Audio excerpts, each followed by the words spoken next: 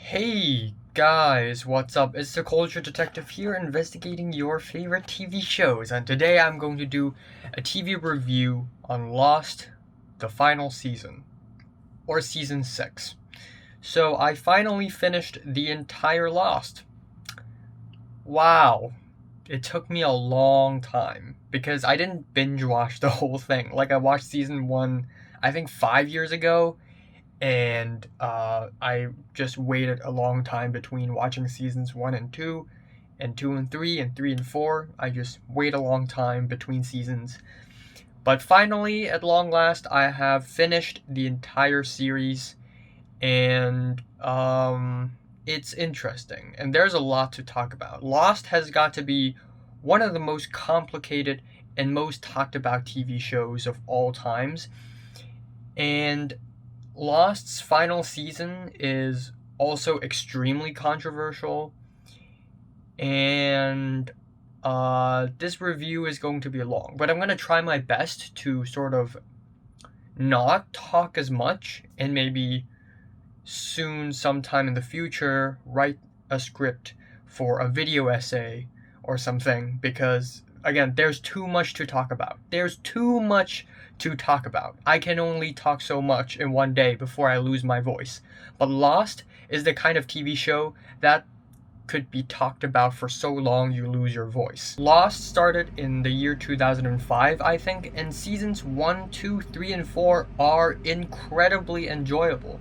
Even though they're really long, they have some very complicated lore, which is easily the most interesting aspect of the story, in my opinion. The characters aren't like the most well-written characters ever, but they're good enough to hold up the story. And then we have the just millions of twists and turns and revelations, and every time we hit these twists and turns and revelations, we sort of understand another huge part of the lore, and we see the whole story almost in a different perspective. So of course, in the beginning we have Oceanic 815, it crash landed on the island, and then turns out there's a tail section on another island, and then there's the hatch. Inside the hatch there's Desmond pushing the button, and the hatch belongs to Dharma Initiative, which is this organization who goes to the island and conducts scientific experiments during the 1970s. And then between the Dharma Initiative and present day, there is the others, people who follow Jacob. The others still exist till this day. For 30 years, we have characters like Ben. We have Richard, who is immortal, who doesn't die at all. I mean, he has been alive for over I don't know, for 2 centuries, almost 2 centuries, I think. And, wait, is century the right word? Yeah, century is the right word, because 1 century is 100 years. So, Richard has almost been alive for 2 centuries. Yeah. And then we have everything before the Dharma Initiative. We have Jacob, and then we have Man in Black. It's all very, very complicated, but the way all of these things are connected, the way all of these characters are weaved together is just absolutely brilliant. It's ingenious, plus the twists and turns. Lost has always been one of the most interesting and one of the most entertaining TV shows I have ever watched. And then we have season 5, which is where we have the time travel element, which made things even more complicated, but in my opinion, it's still very interesting. I have to admit, when it comes to story, the pacing and the structuring of one season is way different from seasons 1 to 4, in that in seasons 1 to 4 we would normally have normal storyline happening, and once in a while we would have a climactic episode where something crazy happens and then the story would continue on. We have highs and lows, ups and downs. But in season 5, it feels like every single episode equally has much highs as there are lows. So while I can say, yeah, the pacing is near perfect, it's not too slow paced, it's not too fast paced, it's really, really, really well paced. But that also kind of means that every single episode is kind of good, but none of them are exceptionally great. And yeah, a lot of people already began hating on Lost since season 5. Some actually began hating on Lost since seasons 3 and 4. But 5 is where a lot of the fans sort of started hating on Lost. And in my opinion, sure, the whole half of the survivors ended up in the Dharma Initiative. Well, more like 6 of the survivors ended up in the 1970s. Really made a lot of plot holes and inconsistencies since, Juliet used to be with the others, and Ben used to be almost like a figurehead of the others in present day. And if Ben would know everything, why wouldn't Ben know that Juliet used to be with the Dharma Initiative? And Dharma Initiative and the others, they're kind of enemies. At some point, the others massacred the Dharma Initiative. And that's just one of the hundreds upon hundreds of plot holes and inconsistencies in this story. And these inconsistencies may really bother people. They may really turn people off and make them go, wow, this show, the writing is shit. But I'm going to be honest here, I'm a writer too. I'm not a really successful writer, but I love writing stories. And I have tried writing something complicated like Lost and Dark, but you have to admit, writing something this complicated is extremely difficult. And having plot holes and inconsistencies is inevitable.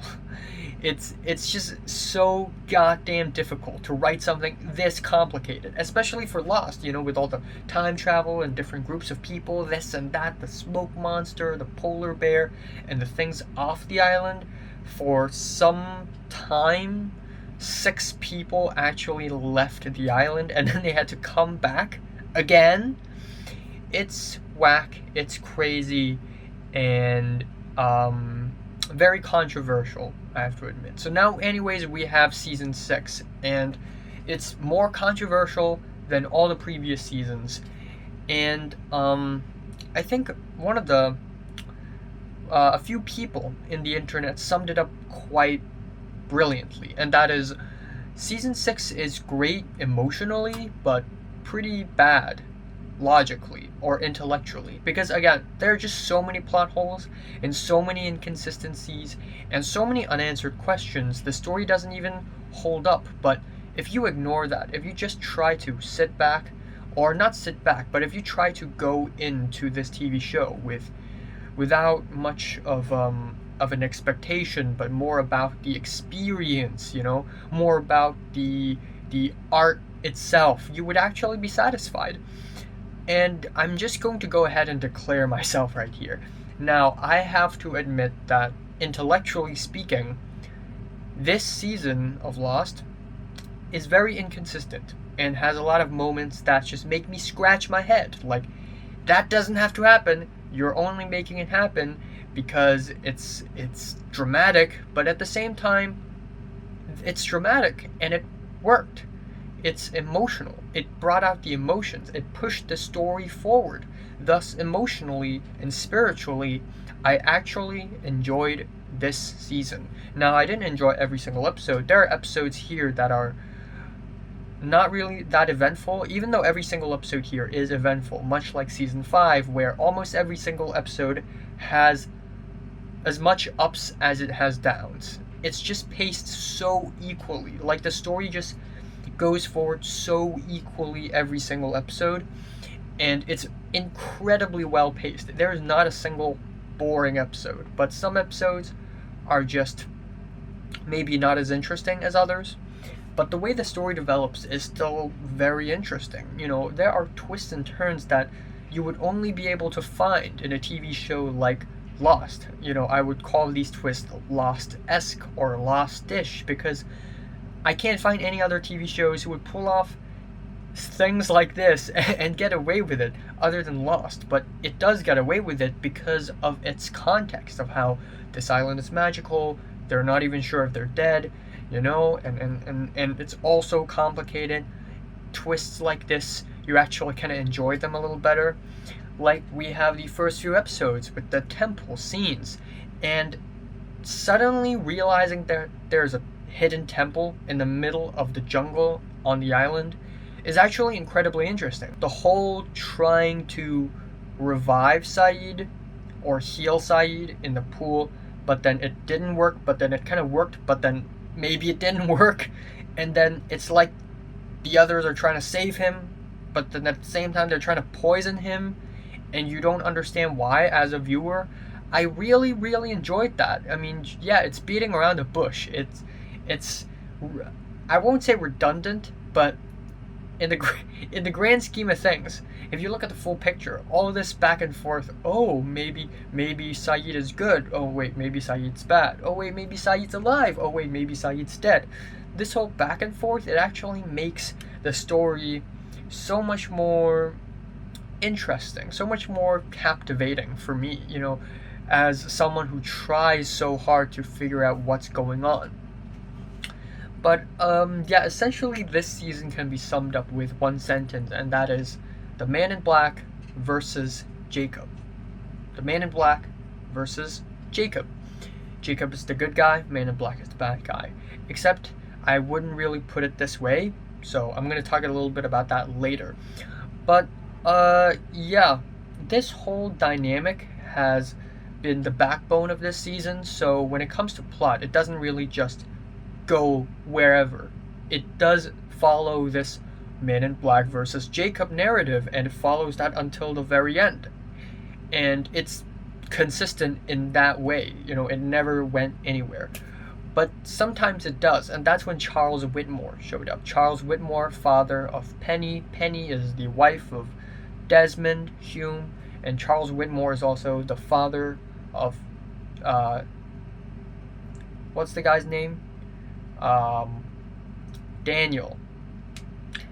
And Daniel is part of the rescue team who came to the island in season 4. I also really love the concept of Claire and Saeed being corrupted by Man in Black. And again, it's so vague, because sometimes it's almost like you have to die in order to be corrupted. Because Man in Black can be reincarnated from the dead, but at the same time, it's not really it. So there's sort of a kind of a gray area here, like soft magic systems where you kind of just allow it to happen. And yeah, Claire showing up again. I legit thought that the show just forgot about Claire, because Claire basically didn't show up in the entirety of season 5 or 4, I think. At the end, she just shows up in the cabin, in Jacob's cabin, with Christian Shepherd, Jack's dad, aka her dad.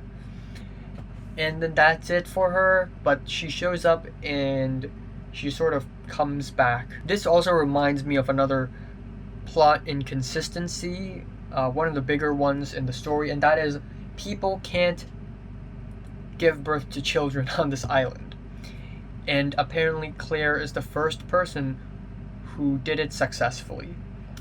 But actually no, because in season 5 it is revealed that Ben is born on the island, Ethan is born on the island, and several other people are born in the island. Heck, even Jacob is born on the island, and Man in Black himself too, because they're actually brothers.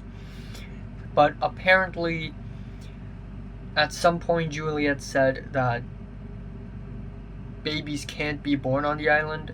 In my opinion, they always can, and they always have been able to be born. But the only reason why Juliet said that, now sure, there are inconsistencies, but in my opinion, I think there's still a reason why babies shouldn't be born. I mean, they can be born on the island, but they shouldn't be born, because being incarnated into the world is a chance of Man in Black getting into your body. That's why if you're dead and you're not properly buried, then the Man in Black can become you. Not like animating your body, but just become you. And kind of same thing when you're born. The Man in Black can just become you and look like you, or you yourself, if you're born on the island, can be easily corrupted. Some concept along the lines of that. Now we have episode 9, Ab Aeterno, which is Richard's backstory, and this is one of the 2 backstory episodes in the season, and I thoroughly enjoyed Richard's backstory episode. Ab Aeterno is interesting. We finally see an entire episode dedicated to him, which is awesome. I really enjoyed it. He is the story starts off with him in the mid 1800s in the Canary Islands, and he sort of crashed on the island with the Black Rock, which explains why the Black Rock is here back in season 1, and the dynamites and whatnot. And it's a really, really good episode, and it's the highest rated episode of that season, and I kind of understand why. But usually, when a season is really controversial, a backstory episode is always really high rated. And then we have the Jacob backstory episode, which is the 4th last episode of the season. And I also enjoyed this because, this is the most important one. But I would say that when it comes to the dialogues, it's just a little bad because they're trying to make the dialogue sound old, but at the same time, they're not trying to make it sound old. So characters are like, Mother, he is wrong. And that's a little awkward. Dialogues has been one of the weaker elements in the show, in my opinion. A lot of the dialogues are, while they're not mostly terribly written, but they just play so safe with the dialogues. Like Sawyer's character, every time he talks, he says either son of a bitch, or when he speaks to Jack, he's gonna say Doc. And every time someone falls into a coma, they wake up, the first thing they say is, what happened? And then the next thing they say will probably be, how long have I been out? And it just keeps on being like that for the show. And it's not like, oh, wow, dialogue, consistency. Like, no, it's just mediocre dialogues. But anyways, I digress. Back to the story. Charles Widmore shows up with Desmond. Desmond comes back, which is sad. I mean, Desmond being able to leave the island is amazing. And I feel really great for him, especially, the fact that he's been imprisoned in this hatch, having to push this button for this many years. And him being able to have a peaceful life is really good. But I guess, the island isn't done with him or anything. And we also have the last few episodes, Locke versus Jacob, and they're all really good. They're all really compelling, interesting, and I thoroughly enjoyed a lot of them. The whole Charles Widmore suddenly attacking Sawyer's team, who are against the Man in Black, is really weird. But aside from that, we have the Man in Black versus Widmore team, and we have Ben hating on Charles Widmore because of what happened to Alex, which is not actually his daughter, but grew up with Ben, so and we have the final episode, which I watched yesterday, and it didn't impact me as much as I hoped it would. Maybe it's because I've watched too many TV, too many movies, not too many, but I've watched enough TV shows and movies and animes to not be fazed easily. But I still think the ending is really good, even though I wasn't impacted super hard or anything. I still remember the finale to Breaking Bad and how much I was shocked after watching it. But it didn't do that to me. Lost ending didn't do that to me. But still, I like it. I think it's really good. And there's something really beautiful and poetic about it, which is expected of Lost season finales. But I still prefer the Constant and Through the Looking Glass any day over this. But it's still really well written. I still really enjoyed it. And this also brings us to the Flash Sideways. And flash forwards and flashbacks are good because they happen in the same timeline and we care about what happens and what had happened, so they're good. But Flash Sideways, I was kind of on the fence with it because if everything here happens in an alternate timeline, then who cares what happens in the alternate timeline? Who cares?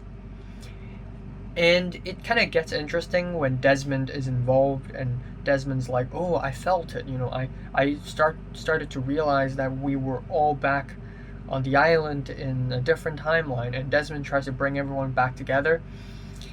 And that started to become very interesting, until at the very end, when it is revealed that these aren't even Flash Sideways. I mean, they kind of are, but also not.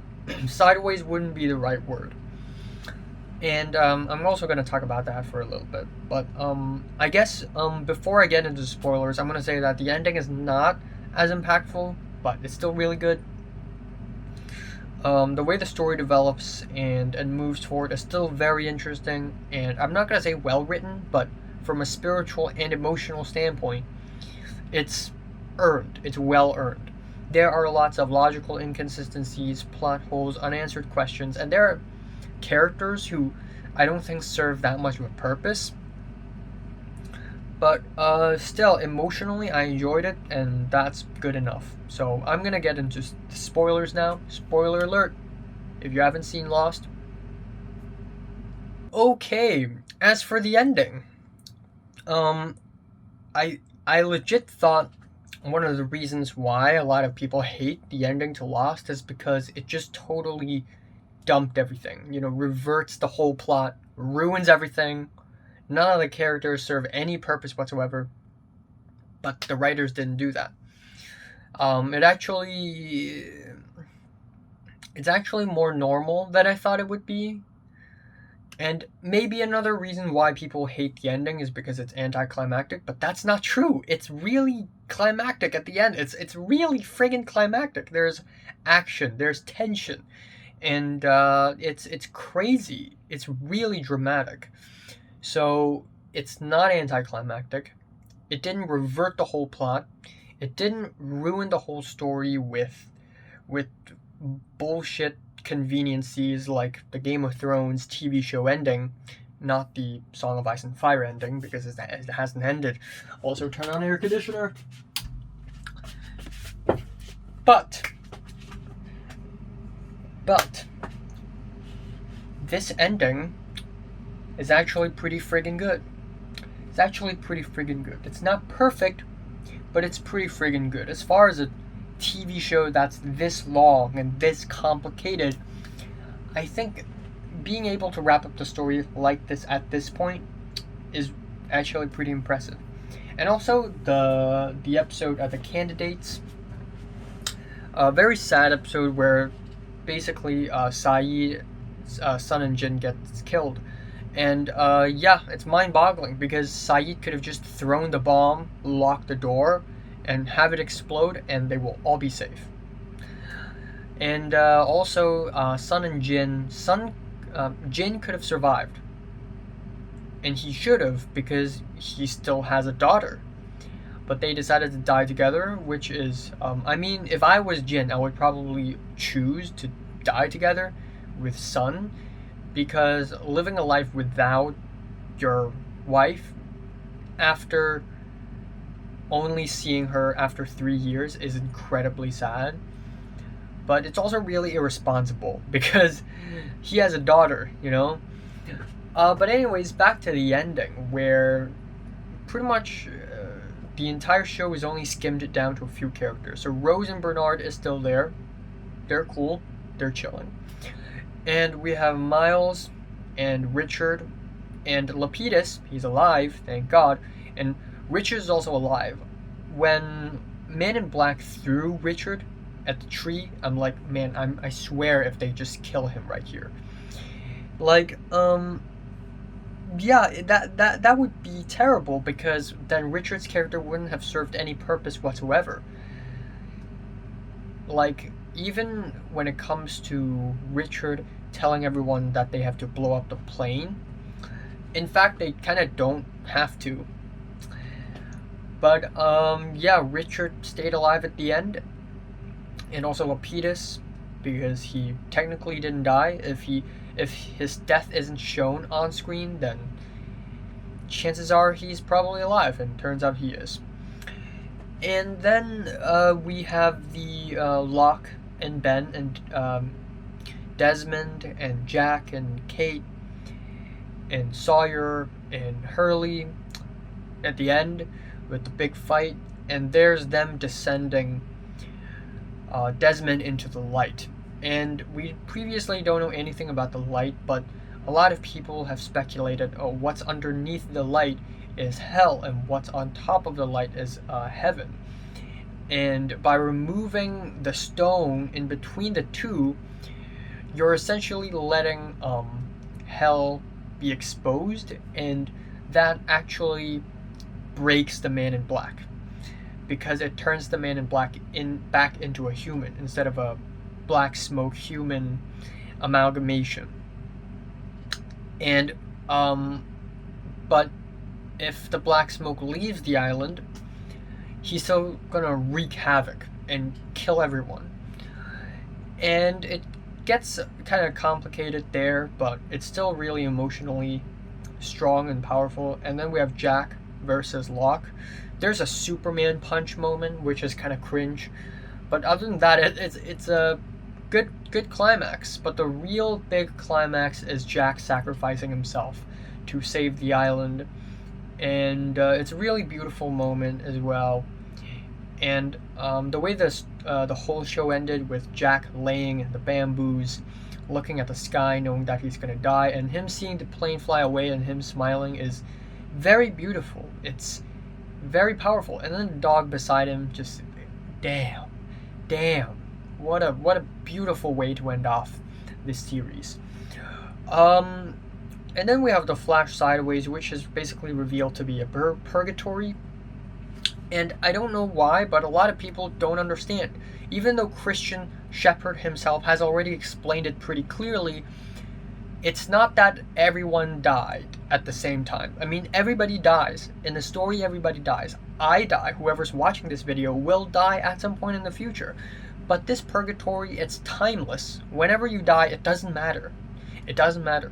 What matters is that you will die eventually, and at some point in the purgatory, everybody comes back together and move on in that purgatory. And it's actually brilliant. It's beautiful. I mean, it's I know that Lost will have some sort of abstract ending, and this is the kind of abstract ending that I'm kind of expecting and hoping for, and I actually got it, and there's something beautiful about it. It's timeless, and it's about life and death and moving on and letting go. You know, a lot of people watch this show and it's still like, oh, but why does the island still exist? Dharma Initiative, babies, Men in Black, logic, this and that. But ultimately, the real core of this show isn't even like Jacob, Man in Black, and all this. The real core of the show is about moving on and letting go. And it's just beautifully portrayed at the end with the purgatory at the church, and it's emotionally satisfying. It's a very heavenly, like quite literally heavenly goodbye, and I enjoy it. You know, I actually did. But sure, still story-wise, in the grand scheme of things, all this Dharma Initiative stuff and tail section oceanic stuff, and a lot of other random stuff, Charles Whitmore and all that, they all seem like red herring, because ultimately it's about Jacob versus Man in Black. But they're kind of the journey towards the truth. And I know this is really weird, but if I can compare the world building of Lost to another story, it would be Attack on Titan, where not until near the end when we actually realize what's going on. And you think that a lot of the stuff that happened before is just red herring, but no, like spiritually and emotionally speaking, these red herrings, these scenes and ideas and story arcs, they're all journeys that's building up towards the end. And the ending is satisfying. I'm satisfied. So yeah, what are your thoughts on Lost final season? Oh, I forgot to give a score. Logically, intellectually, This is like a 6 out of 10. But I'm going to be honest here. I'm going to be 100% honest. Spiritually, I'm satisfied.